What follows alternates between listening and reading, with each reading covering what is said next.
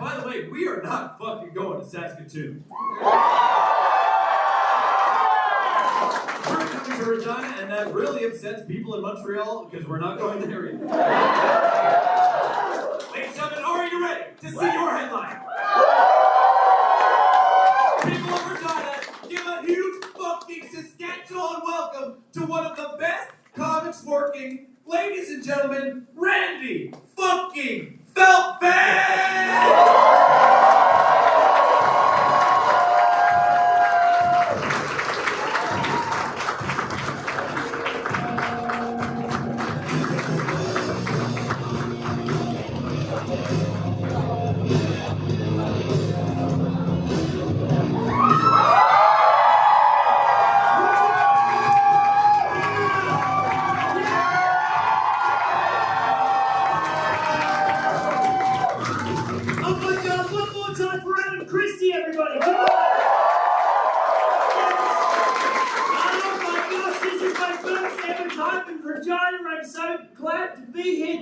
For coming out on a Friday night.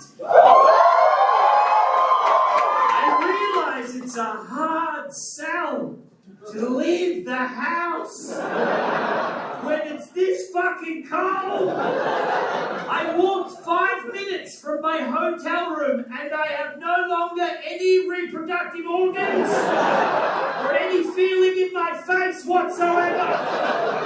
So thank you for coming out to see somebody who looks a bit like a purple minion with an Ozempic dependency. I appreciate that. Adam showed you all the tour dates. There's European tour dates on the back of that t-shirt. I was in Europe this year, and you'll be glad to know, Minions translates everywhere. Sesame Street, not so much. Don't know if you know this, Regina, but a lot of European cities have their own version of Sesame Street. In Germany, for example, Sesame Street is called Sesamstrasse. That's true. That's true. But it's good to be here. It's been a big year. London, Paris, Milan, Regina. You guys lost it. Yes. We were in Red Deer last night. You can look on the back of the t-shirt and just figure out when my tour manager just started throwing darts at a man. But I love Canada so much. I feel like Canadians and Australians are quite similar. You know, I'm Australian. No, why? But I feel like Australians and Canadians have a lot in common, you know, because we're all riddled with colonial guilt. Australians, I think, are more passive-aggressive than Canadians, though. You know, Australians talk big, but we don't follow through. You want some examples? Or I'm going to give you some fucking examples. Wi-Fi was invented by an Australian, and you can't fucking get it anywhere in that country. I'll give you another one. The black box flight recorder was invented by an Australian. Australia hasn't had a plane crash since. What was the point? No? Okay, all right. I'll give you another one. Gardasil was invented by an Australian. The revolutionary HPV vaccine that protects women against 3/4 of all cervical cancers, and yet Australia is still full of sick cunts.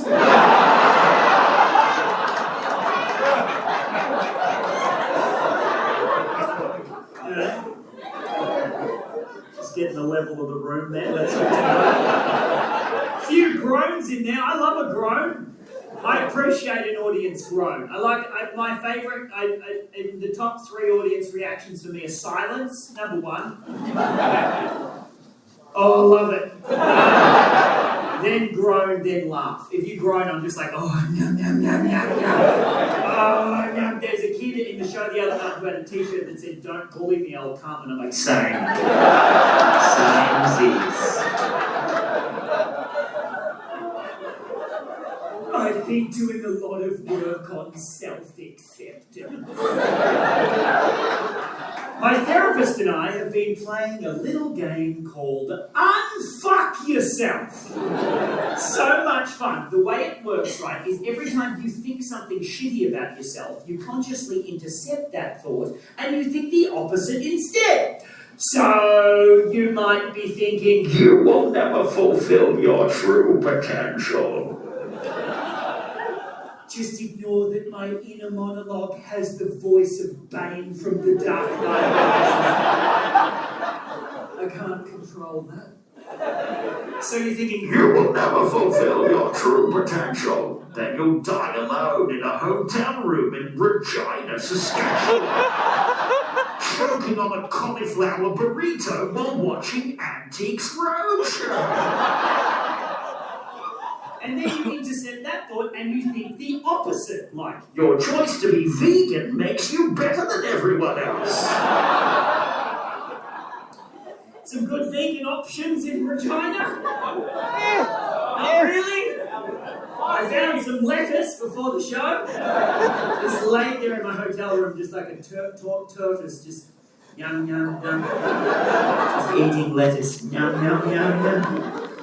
Yum, yum, yum, yum, yum. That's my pre-show routine. My post-show routine, also very specific. I'm for fuck. Superstitious!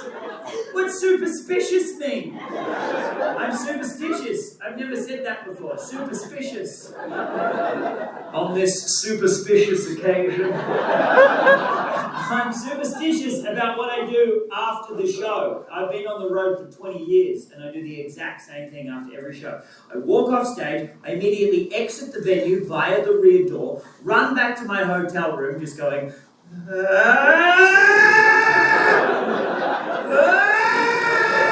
have I done? I get back to the hotel. I kick the hotel door open, always with the left foot for some reason. Strip completely naked, have a nice long warm cup of tea, and then I spend approximately 47 minutes whipping myself with a birch branch. Not till I'm bleeding, but welts. Several welts. And then I slip into my silk bathrobe, which has pictures of my own face on it. And then I leave my hotel room. And I spend the rest of the night slowly stalking the corridors of the hotel. Removing do not disturb signs from all the door handles. You gotta find ways to unwind.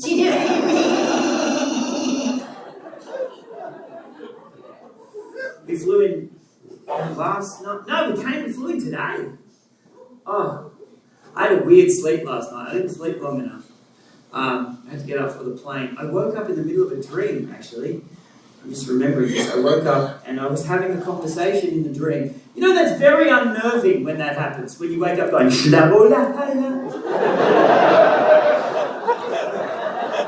I couldn't remember who I was speaking to in the dream, and I couldn't remember what I was saying, and it really fucked me up. It's a bad way to wake up. But then I was like, oh, hang on. It was just my subconscious conversing with my inner child to process and resolve something that I must be struggling with on a deeper psychological level. And I thought to myself, what the fuck are you saying behind my back, subconscious? You got a problem, subconscious? You say it to my fucking face!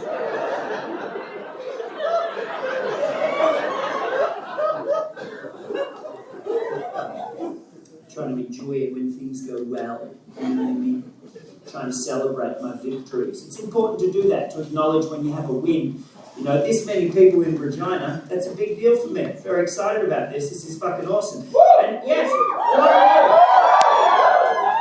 thank you, several woos. Appreciate that. I'm not trying to brag or whatever, but it's important to celebrate when things go well. You know, historically, I just used to marinate in my own failures overnight in the refrigerator under glad wrap like a shame-riddled chicken breast, just laying there in the darkness going, Oh no. Oh no.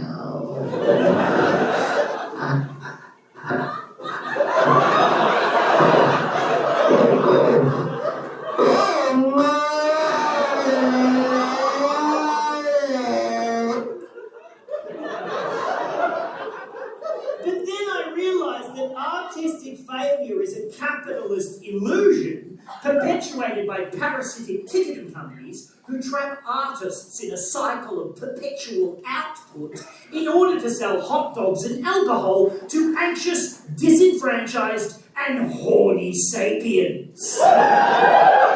Sapiens whose convenient and immediate access to distraction has destroyed their tolerance for discomfort to a level where anything even approaching boredom is met with a junkie-like impatience for instant gratification. And then I confronted the reality that in that analogy, I'm a drug dealer. I'm just out there, lacing the algorithm with lazy crowd work, street-grade fentanyl, because you gotta give the people what they want!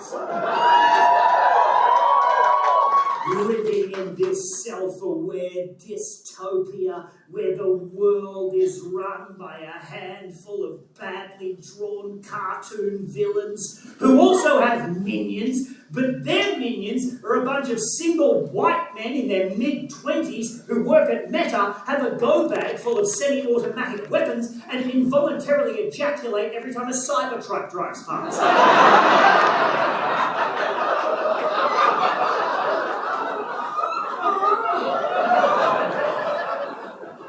See, minions does translate everywhere.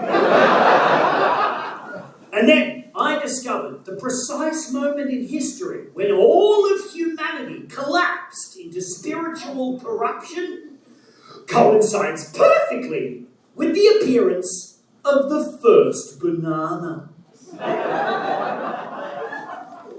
Yes. I'm not sure what you thought the show was going to be about. All these people down the front just went, no.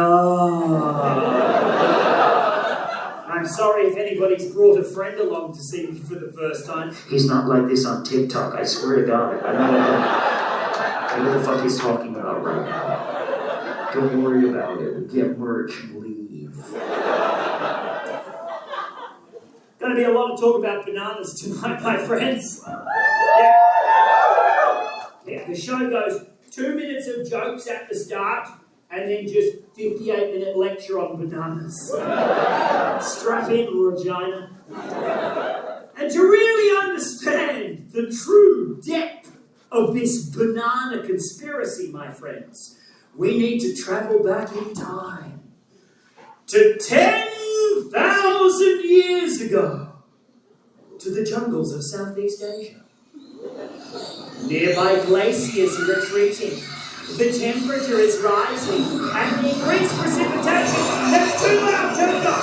The increased, it's distracting, stop the track!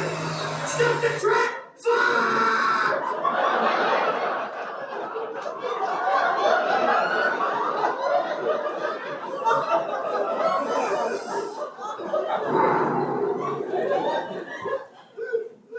So 10,000 years ago, in the jungles of Southeast Asia, this new species of plant just began appearing, right? These giant, unruly green leaves erupting like dreadlocks on a white bass player in a shit funk band. And this nubile flora is the offspring of a species known as Musa acuminata, or as it's more commonly known, Hakuna Matata.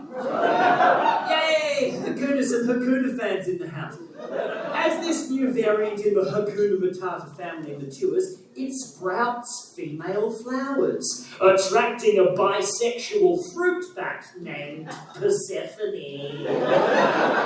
Persephone has just been consensually dry humping a nearby male flower, so now Persephone's furry little bat body is dripping with warm, ropey rivulets of Hakuna Matata cum. like a dragonfly.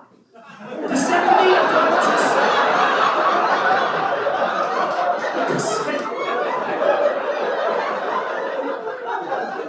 Persephone approaches the female flower and begins by asking what time it was born. Then, after taking a few moments to do the flower's astrology chart, Persephone decides that an intimate coupling would be appropriate. Thus, pollination is achieved!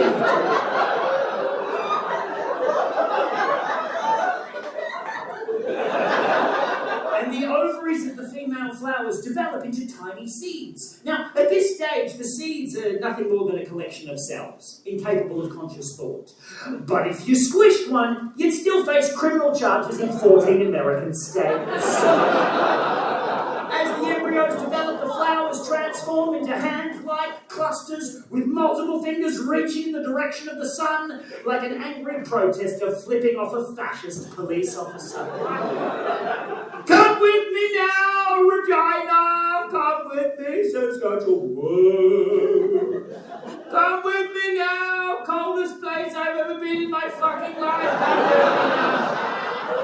Come with me now, I wheel the suitcase here on foot, thanks for fucking not shoveling the footpaths. Come with me now! Come with me now as we pick a finger. Observe its ripeness. Tremble before its golden fury. It goes by many names, my friends, but I have only ever known it by one name, and that name is...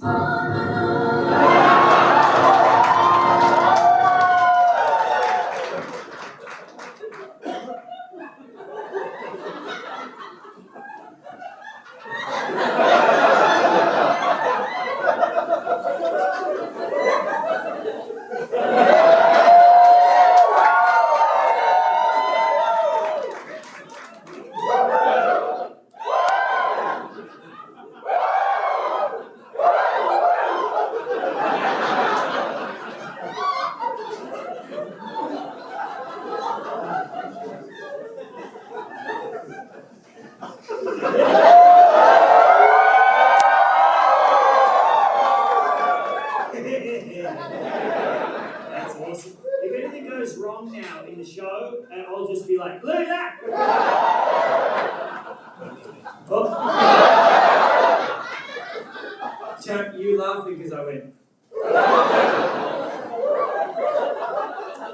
I really hope some latecomers arrive just at that moment. What the fuck is going on?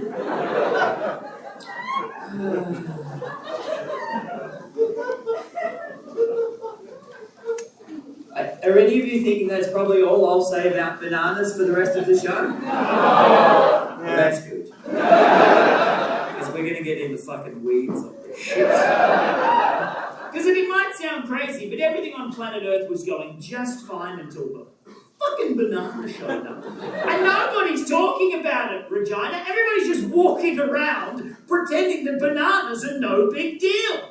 But do we even actually know what they even actually are, Did you know that bananas are classified as a berry? Yep. Well, I fucking didn't.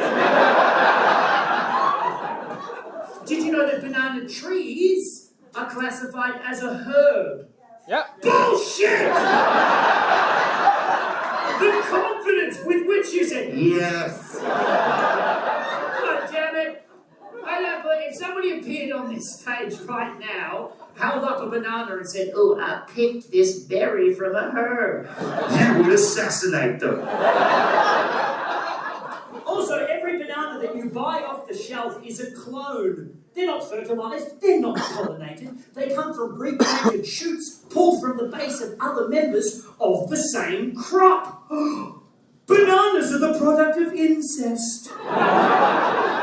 Next time you put a banana in your mouth, just imagine choking down the putrid cock of your creepiest uncle. You're welcome. Hello there, what what's your name? My friend who said, yes. Sam, how are you, Sam? What did you do today, Sam? You went to work? No, you didn't. Wait. You got ready for a funeral. Is it a friend of yours? Your friend's mum. I'm so sorry. Many condolences. Where was the funeral? The Victoria Avenue Funeral Home. Was it a mass service? That's good. Can you hear how quiet everybody is? Everybody's like, what's he going to do with this? How's he going to turn a funeral into comedy gold? Sam, you said you did work, but didn't work because you were getting ready for the funeral. Was the funeral today? Yes. Oh, there's nothing better than going to a comedy show after a funeral. We should have just made this the wake.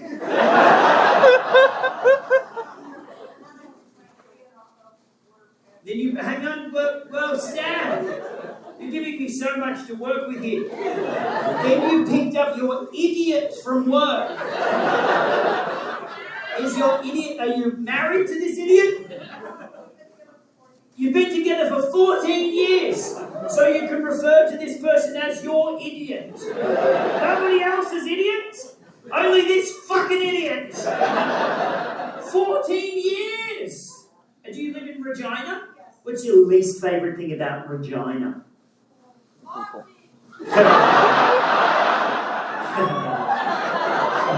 Sometimes there's a comedy show where you just get handed a call back and it'll just keep coming back throughout the show. Is there anything else you don't like about Regina? People who are fans of not the riders that live here. Fuck the bombers! Okay, whoa. There's something happening in this community that I do not understand. People who are fans of not the riders. Oh, okay, so the riders are some sort of sporting team? Football! They're a shit football team. Absolutely terrible! Alright, and if you live here, and you're not a fan of the shit football team, you're not a good person. Is that what you're saying? Is that what you're saying? A lot of them aren't. Okay, does anyone here not follow the riders? Sam thinks you're fucked. What do you do in the daytime, Sam? You work at your dad's accounting firm. Is that where you've always worked? No, I work at many places. What's your favourite job you've ever had?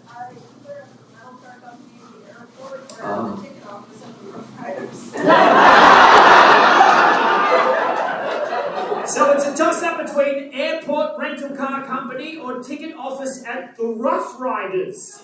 What's Rough Riders? Whoa, I'm talking to Sam. What is it? That's where the football team... Oh, you worked on the ticket, like the ticket booth at the stadium. The year the Rolling Stones came through, it was quite a shit show. Nothing to do with the ticketing, it was just Keith's heroin rider. Really hard to get that many drugs in Regina. Okay. Good for you, Samela. What's your idiot's name? Oren? Hello, Oren. How are you? How do you feel about being publicly declared as an idiot? You think it's hilarious? The way in which you said that doesn't sound like you think it's hilarious. I think it's hilarious. It's going to be a quiet car ride home. But it's hilarious. 14 years of dinner parties and social events being introduced as the idiot. How does it feel, Lauren? Does it tear you up inside? You love the looks you get from people when Sam introduces you as an idiot. Do you have a similarly affectionate term of endearment for Sam? No! You're not allowed to rebut. No, you can't. He just won't come up with one, dumb shit.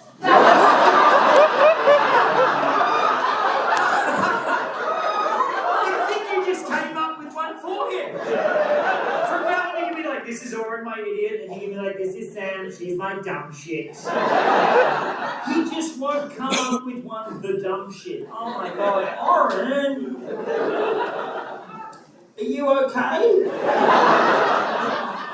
I can't see blink if you hear under duress. Oren. Oh. I mean, my brain is working overtime. I'm just really trying to avoid words like cuck. I'm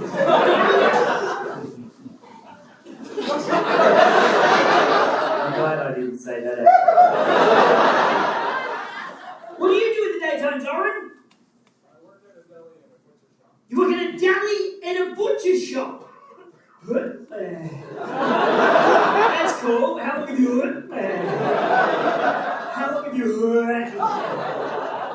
you been working at a butcher's deli? How long have you been dealing with the death of innocent animals? How long have you been part of the murder industry? Oren?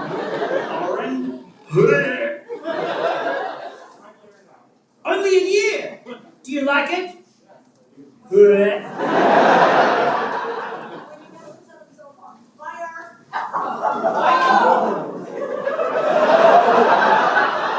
Hello there, what's your name?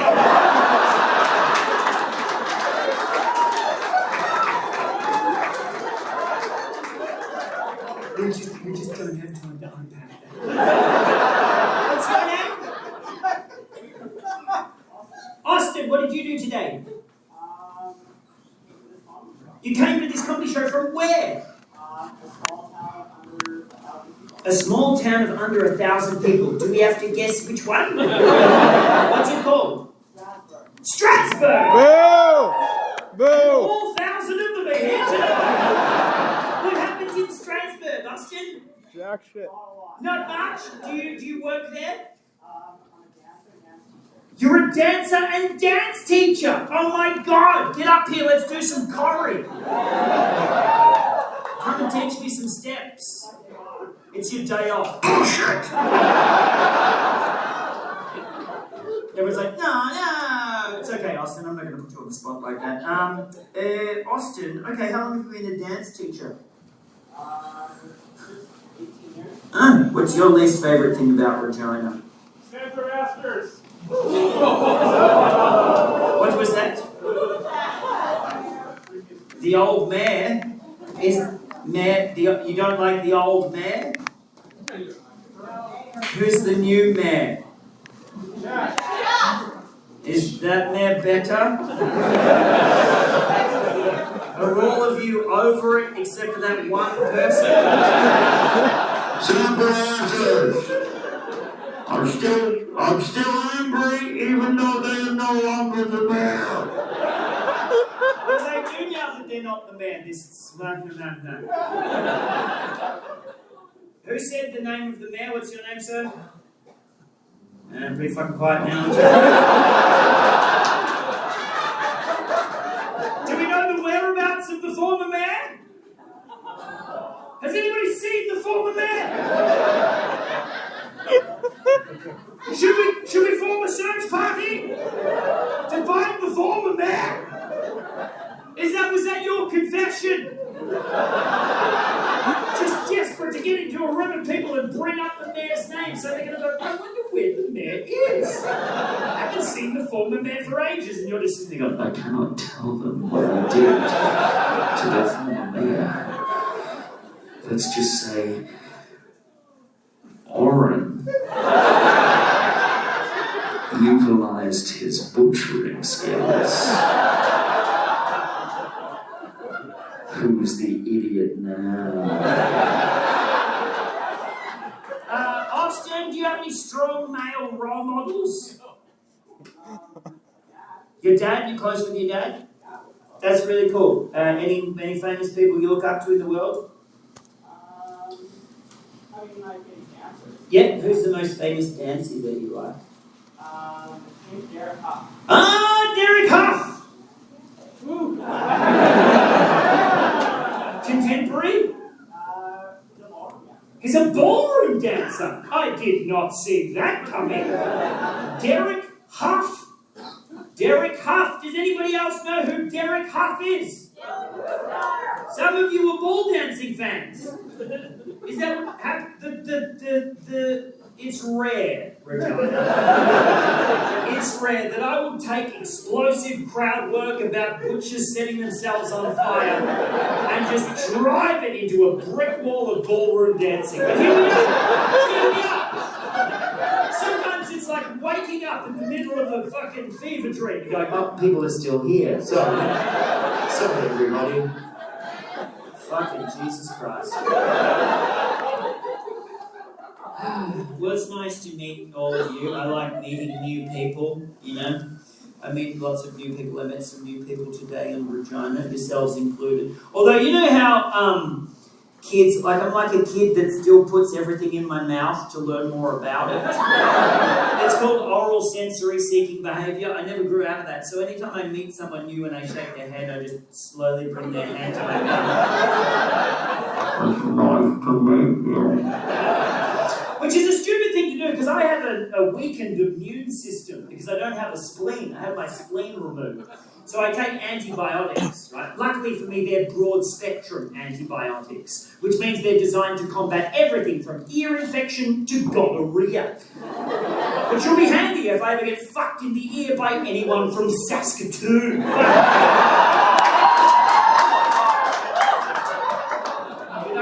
About death, I think about death a lot. Not because I'm worried about dying, but I just don't want people to go, he passed. You know what I mean? I don't like that term for people dying. I've never got, he passed. He passed. Did he pass? No, he failed. And his punishment is death. Austin, are you familiar with the term playing second banana? No, you don't know that term? No. Well, it's an old showbiz term. It refers to a subordinate character who's playing a secondary role in support of the lead actor. You know, the more attractive, higher paid, more popular member of the cast. Cheekbone, Scientology, cunt. In this case, the lead actor is the first banana, right? And that's a role that we are conditioned to aspire to. Taught from a young age to always reach for the best looking banana first and to do whatever it takes to be that first banana at the expense of everything and everyone else. Because nobody wants to be second banana, do they? Nobody wants to be Art Garfunkel or Ashley Simpson or Jeremy Bin Laden, you know what I mean? Let alone third or fourth banana. Oh no, get left in the fruit bowl too long, get all bruised and stinky, but you don't get thrown out, do you? Oh no, you get put in the freezer! On the off chance that one day someone will put you in a smoothie or use you to make some banana bread. Yeah. But that never happens, does it? No, you just stay in there for years, stuck to the back of the freezer, covered in frost, harder than chiseled granny going, how did I end up working for my father's accounting firm?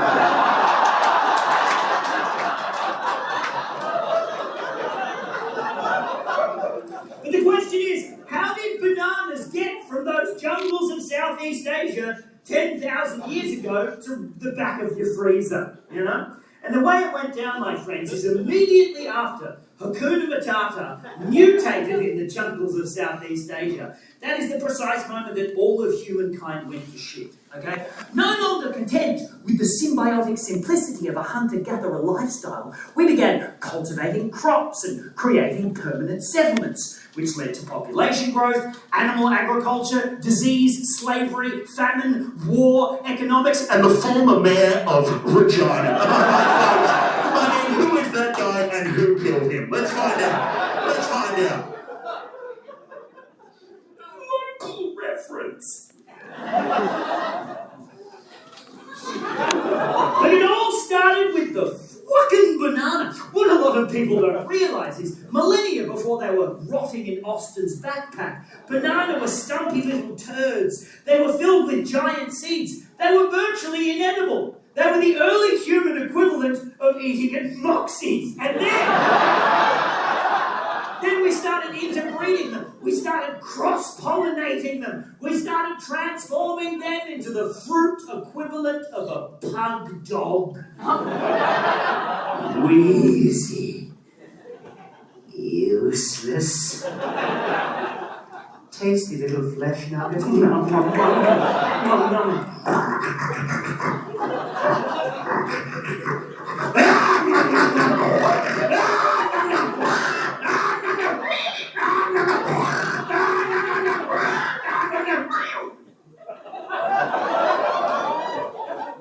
They're eating the dogs.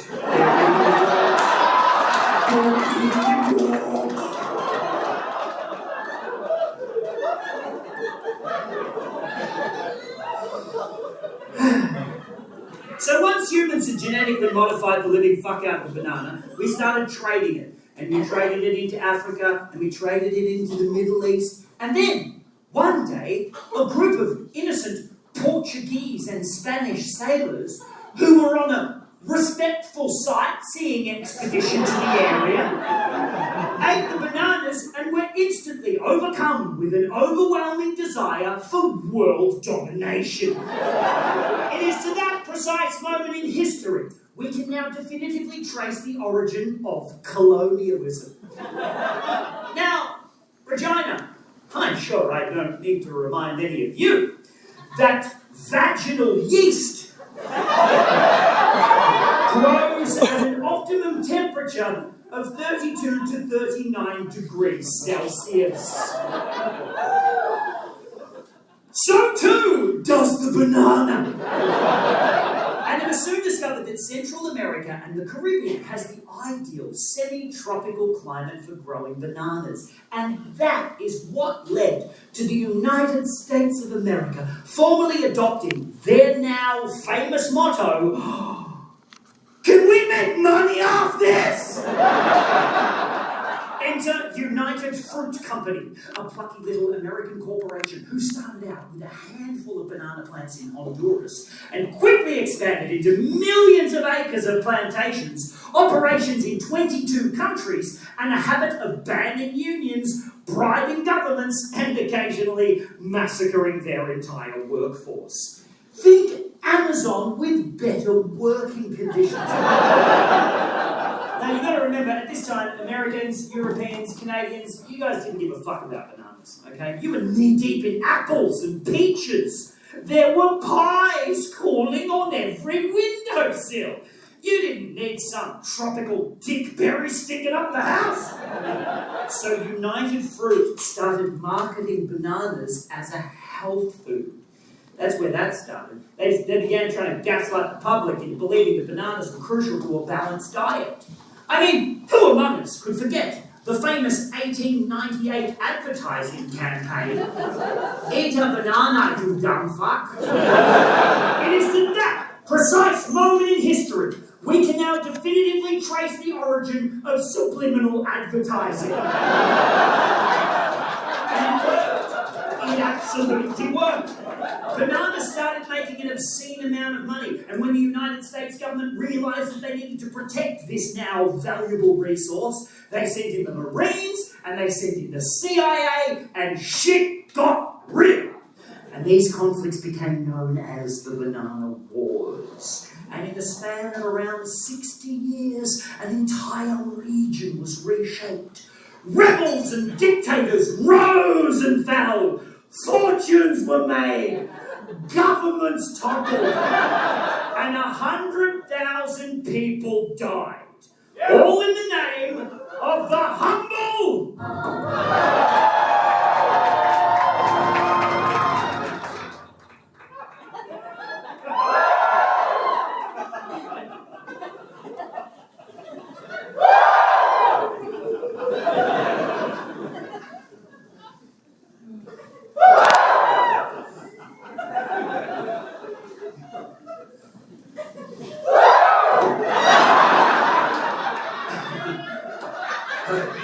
I'm worried about us as a species. We should be exploring space with the dolphins right now. Instead, we're in here going, "Look at that!" I mean, to be fair, it is a very impressive banana. It is, isn't it? It's huge. It's huge. Early huge, what's that? What? What did he say? What? Just say put it in my mouth. No. Yeah, all that fucking innuendo, early humans, that's what bananas are to blame for that shit as well. It's true, that's early humans, they're always trying to outgrow each other's bananas. My banana's bigger than your banana. That you can, from that moment, you can trace the origin of male fragility. You know what I mean? That whole size matters thing, that's where that started. Every single dick-swinging competition since then, from big game hunting to mixed martial arts to starting a comedy podcast to invading Ukraine, it started like that. Proving once and for all that bananas are solely responsible for toxic masculinity. Okay, yep. About 7% of you on board with that idea, Abby? Everybody else just going, are we about to be lectured on problematic masculinity by a dick-shaped cis man? Yes and no. Look, on the whole, men, problematic. Okay? I mean, we all know this by now, and if you don't know this, ask a statistician. There's plenty of damning evidence out there to support that argument. You know what? Fuck it. Let's ask one now. Hello!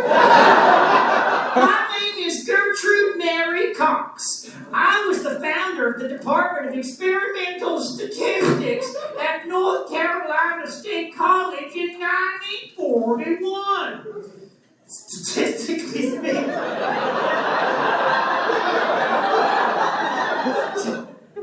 You're doing a great job.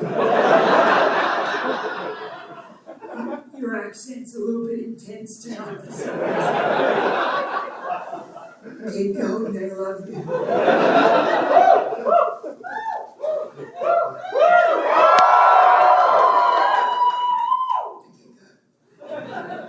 Statistically speaking, all of the female identifying members of tonight's audience are all thinking how cool it is that I was the first female professor and first lady department head at North Carolina State University.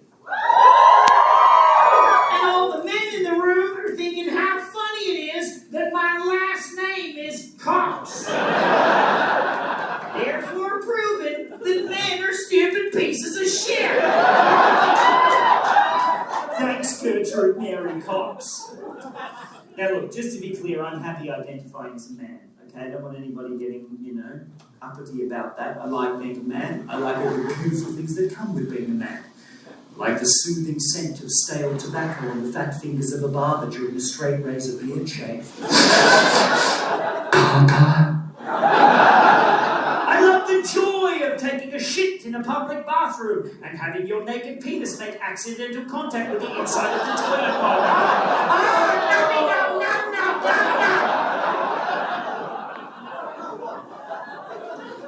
I acknowledge that men have a number of honourable and redeeming qualities, but they get enough airtime. We've all seen Keanu Reeves shoot someone in the face at close range. Yes, it's poetry. 439 kills by John Wick is impressive by anyone's standards. But we can't all be mass-murdering pacifists. Some of us have to teach dance. Are you on social media, Austin? For your dance studio? Or as a freelance dance teacher? How do you promote? Does it work? Try my best. Just try to put it up there. Yeah, I try. I'm in a bit of a conundrum with the socials at the moment, Austin. Because I used to do jokes about how much I hate social media. and now it's how I sell all of my tickets. And when you reach a certain profile, there's a perception that you're obligated to speak up on topics of social and political and humanitarian injustice, Because entertainers, after all, are the last bastion of intelligent discourse. I mean, if you want to listen to some fucking nerd with dry elbows and a PhD in political science, you be my guest. I prefer to get my news from Dwayne "The Rock" Johnson. But these days, choosing online silence in the wake of a global atrocity makes you seem complicit in that violence, or at least suggests that you're too gutless to speak out lest it damage your brand. I mean, I even get this, and look at my face! Who is coming to this as a reputable source of news? Oh hey, want to know what's going on in the Middle East? Why not ask me, Cocaine Grimace?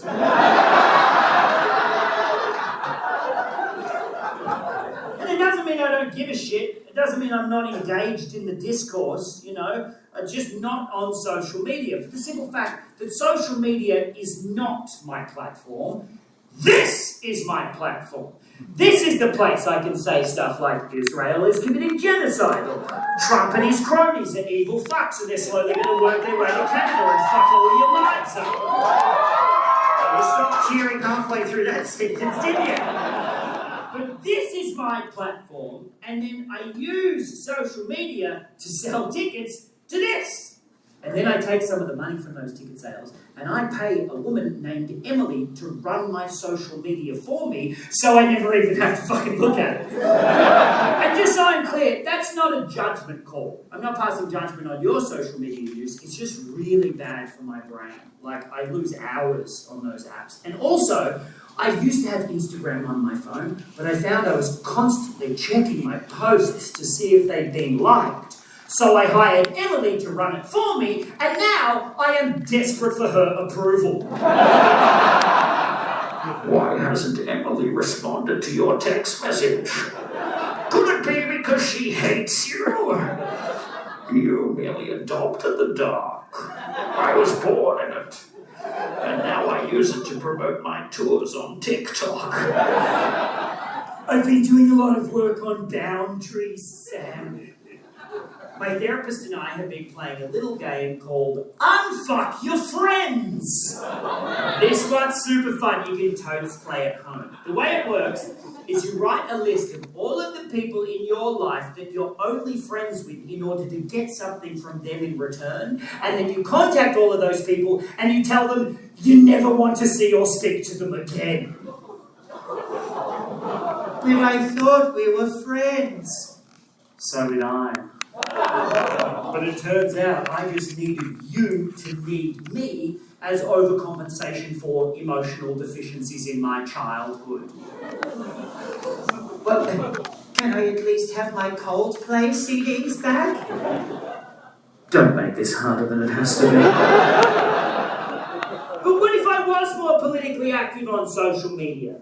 Which particular choir would I be preaching to? Well, in order to find this out, I had Emily collect and analyse all of my social media data, and the results showed that my online audience skews heavily to single white men in their mid-20s. Devastating. All of this time, I thought that I'd been creating inclusive and broad-reaching content, while I was in fact cultivating a community of fucking incels! Naturally, I took immediate action and enrolled in a cultural diversity training program. I made it halfway through the first session on unconscious bias, but there was something annoying about the teacher I couldn't put my finger on, so I quit. Yes, that is the best joke in the show. One person just went, I will give you one clap for that, sir. I respect that. But I had no idea that's who my audience was, you know what I mean? I never really meet those people. You know, I don't meet those dudes at the merch desk. I I only meet the gender-fluid anime fans that chase me in the parking lot after the show to hand me crocheted fan art, which I fucking love. I adore that. That's my favourite. But that's who I thought my audience was, a bunch of Phoebes. But it turns out there's all these young white men sitting at home in front of their laptops just going, "Oh, Randy." I never meet those dudes. Actually, that's not true. This year I met one in Paris. I did a show in Paris for the first time. And after the show, this guy came up to me at the merch desk. Young white dude came up at the merch desk and went, "Randy, here is a lock of my hair."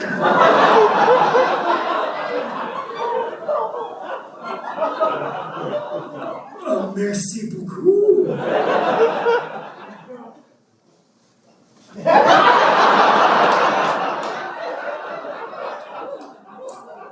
But that demographic realization sent me into a crisis of confidence. Crisis of confidence, yeah. I didn't know what the fuck I was doing. I retreated, you know. I lost faith in humanity at that point. I was like, what have I been working for? I feel like, not to besmirch the name of those young men watching me on the internet, but it sort of made me question what I was creating and who I was creating for. And I became anxious, disenfranchised and horny. I was isolated, I got bitter, I got angry, my friends and family eventually cut me off. I retreated to the safety of an online community, and I quickly fell down the rabbit hole of banana conspiracy theories. Did you know that on February 3rd, 1975, the CEO of United Fruit Company, a man named Eli Black, threw himself off the 44th floor of the Pan American building in New York City? Was it because he was implicated in bribing the Honduran government? Or did somebody push him? I don't know, Regina, you tell me. All I know for a fact is in the late 1960s, years before his death, Eli Black's construction company, AMF, was awarded the contract to build the World Trade Center, and Eli Black personally oversaw the construction of the Twin Towers structural steelwork. Inside job? I don't know, Regina, you tell me!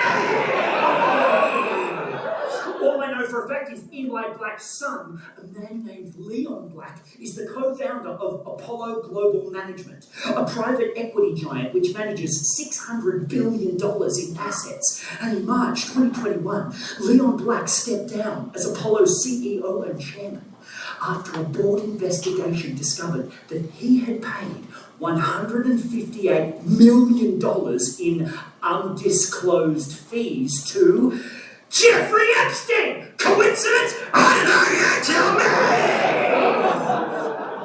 me! Here's the truth, Regina, if you're ready to fucking hear it.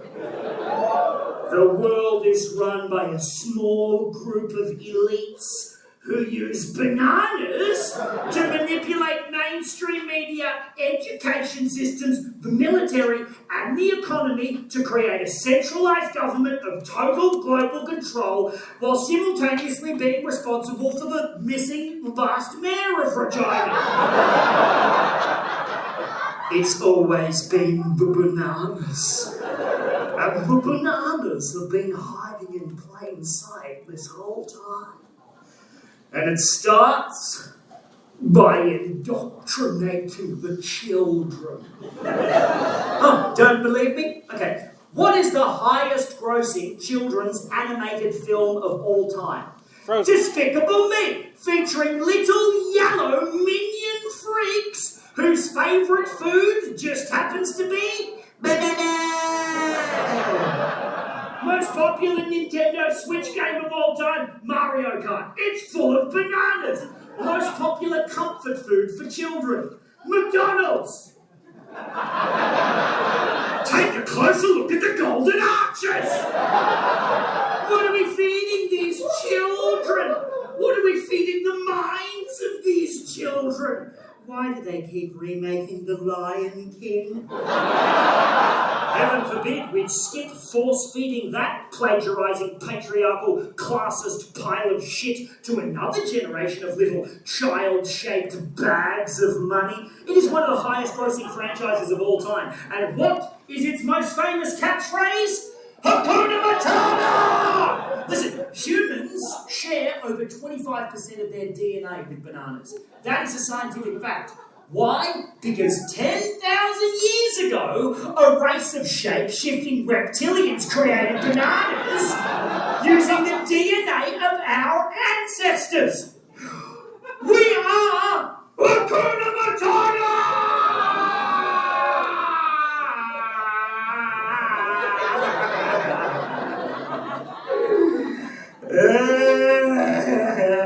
Fortnite is full of bananas. The winner of RuPaul's Drag Race was a banana-themed drag queen. The earth is not flat, it's the precise curvature of a banana. It has to be the banana. It has to be the bananas!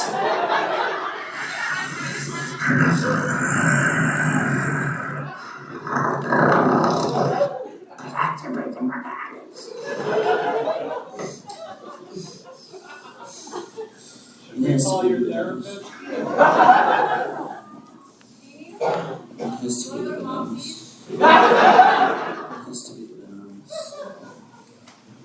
Because otherwise we're living in a world where the temperature is rising and the oceans are dying and children are starving. And we put profits ahead of people and the planet every single time. Why would anyone in their right mind allow that to happen? It has to be the bananas! It is the only rational explanation. And once I learned the truth, I knew I had to share it. But how? How to get the truth out there? Then it occurred to me. Did I not already have a captive audience of the most easily influenced demographic on the planet? The young white man! Why would I waste time trying to diversify my audience when I could simply take my existing fan base and radicalize them? So that's what I'm doing. I'm now like Andrew Tate without the sex trafficking, my friends. And now you all know the truth, motherfuckers. You cannot unknow this truth. But word to the wise, my friends, knowledge is power. And I urge you to tread very carefully with that power, because people will be jealous. People will be vindictive. People start to come after you when you start telling the truth. I picked this berry from a herb.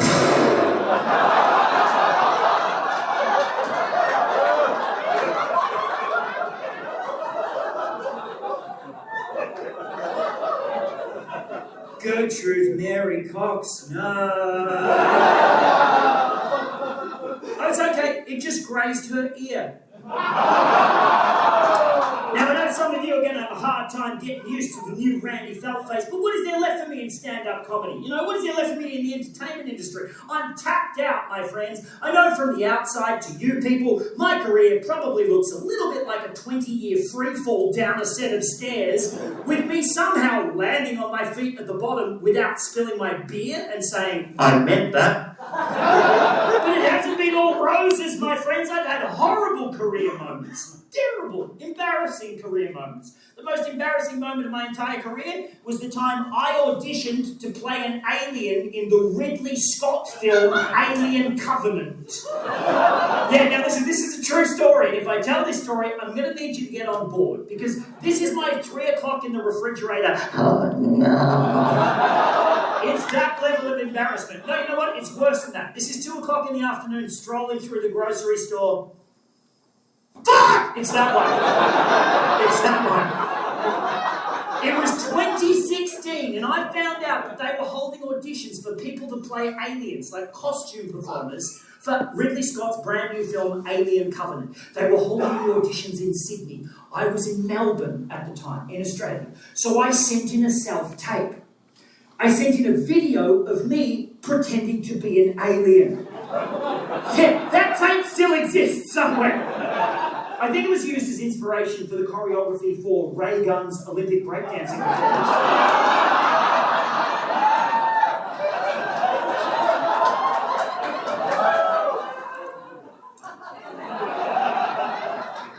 Anyway, I sent the tape in and somehow I got an audition, you know what I mean? And I turned up to this audition thinking that it was going to be a theatrical audition. Austin, you know what I'm talking about, auditions?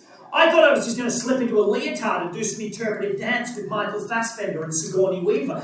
But it wasn't like that at all. I was met at the door of the studio by an enormous stunt coordinator. Of course I was.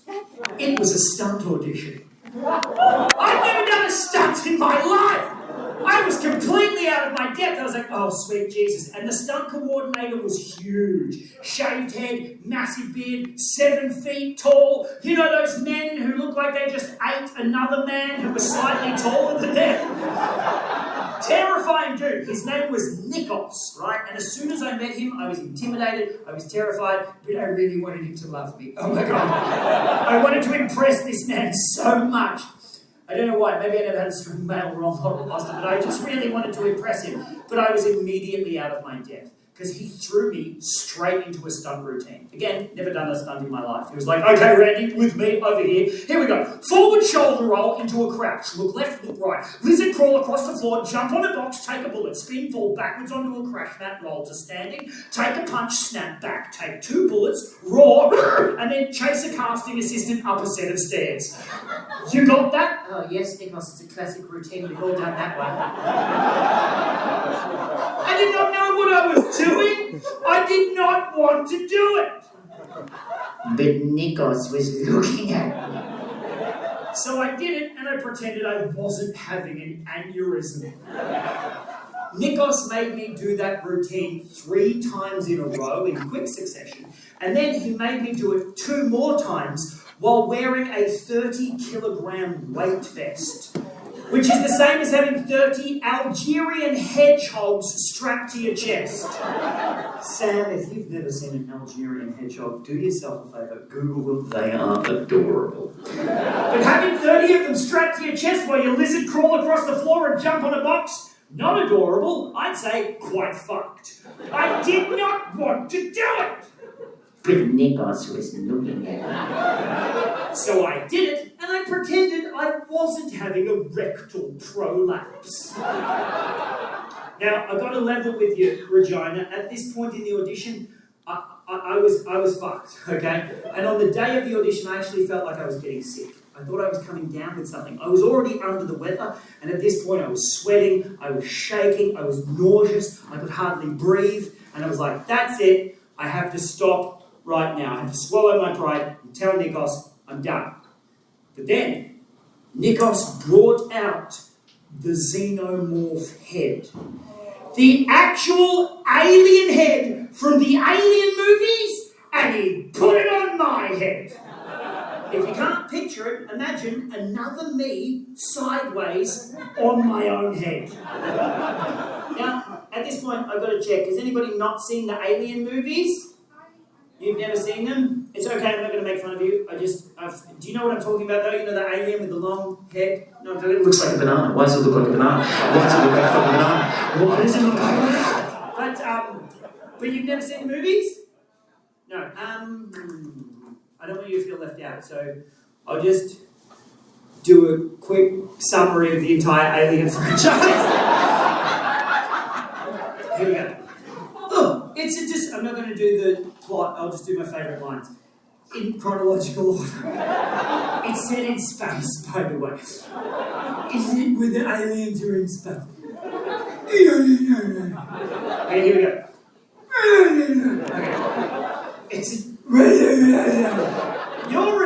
If you keep laughing, I'm just going to keep doing that. I feel like the energy in the room's starting to flag, and the only thing that's got to laugh in the past 2 minutes is me going, okay, here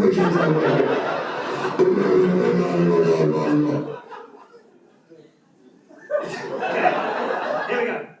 It's a distress signal. Oh look, it's an egg. Face hugger! I'm fine. Chest burster! It's using the air shaft.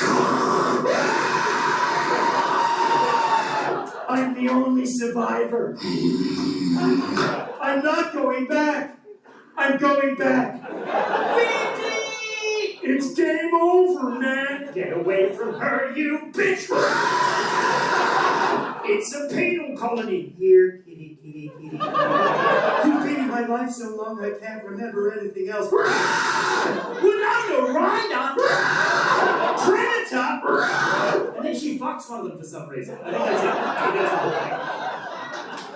Okay, so, okay, so I'm wearing the head. Remember that? I'm wearing the head.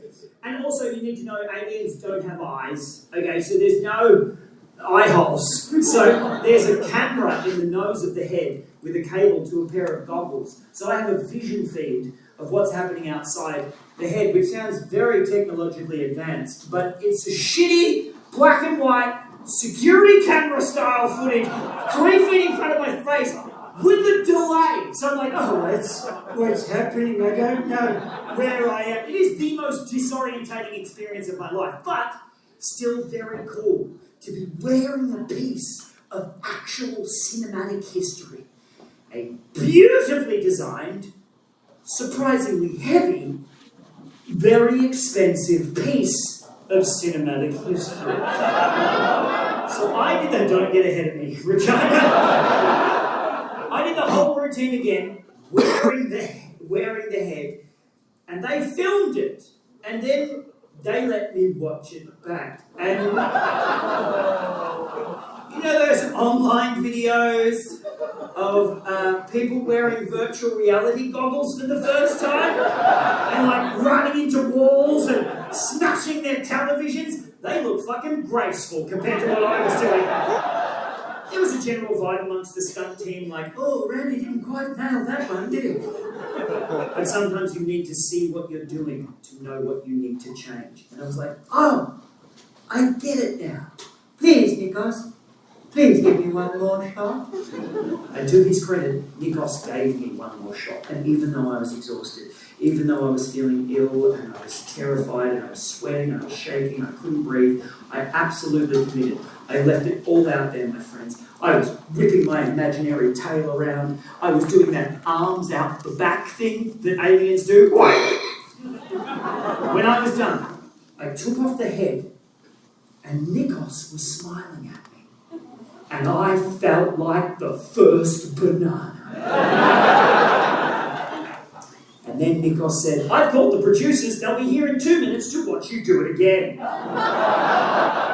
And I wanted to kill myself. But Nikos was looking at me. So I said, oh yeah, Nikos, I'd love to do that again. It's my new favourite thing. I'm just going to use the bathroom real quick. And I went into the bathroom and I put my entire head in the sink, pouring cold water on the back of my neck, shaking, nauseous, crazy pain in my side for some reason. And I should have stopped there. I should have ended it. But instead, I looked at myself in that bathroom mirror, slapped myself across the face and said, are you an alien or a fucking pussy? I went back out, I shook the producer's hands, I put on the head, they called action, and I went for it. Forward shoulder roll into a crouch. Look left, look right, lizard crawl across the floor, jump on a box, take a bullet, spin, fall backwards, roll to standing, take a punch, snap backwards, take 2 bullets, roar, vomit into the alien head.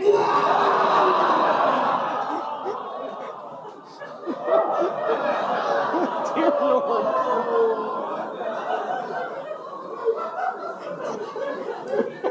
Chase a caustic assistant up a set of stairs with vomit cascading down my body. Slip in the vomit, smash the alien head face first into the stairs, destroying the camera, destroying the head, destroying my future in the film industry. Nikos was not impressed. And I felt sick to my stomach. I later found out that was at least partly due to an abscess that I had growing on my spleen at the time, for which I was then hospitalised for 6 weeks until they cut my spleen out. That is a true story, and I've got to tell you, it does nothing to lessen the humiliation. The knowledge that I had a parasite growing in my stomach during my fucking alien audition! So now I'm happy to be known as Randy the Crazy Banana Guy. You know what I mean? Because all of the banana facts in this show are true, except maybe the one about the shape-shifting reptilians. They haven't opened those files yet, but I'm sure they will. But when you gather together facts like that, you stick them on a wall and you join them with red string, they do make pretty compelling evidence for why the world is currently in the shit state that it's in. And all of us at this point in time, whether we acknowledge it or not, we're all a little bit anxious, disenfranchised and horny, you know, looking for something or someone to blame, something to explain, you know, the hum of constant fear and anxiety just in the background all the time. And you know, the way the world's going at this point, it's going to get weirder and weirder.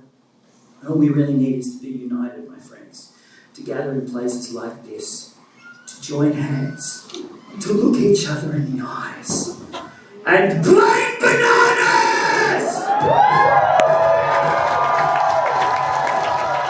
When the world feels like you're playing big kind of shit, blame bananas! And you don't know where or how or why you fit, blame bananas! When the audience won't join in with your song, blame bananas! When clearly they are meant to sing along, come on! Blame bananas! Just pointing fingers is more fun than fact-checking a post.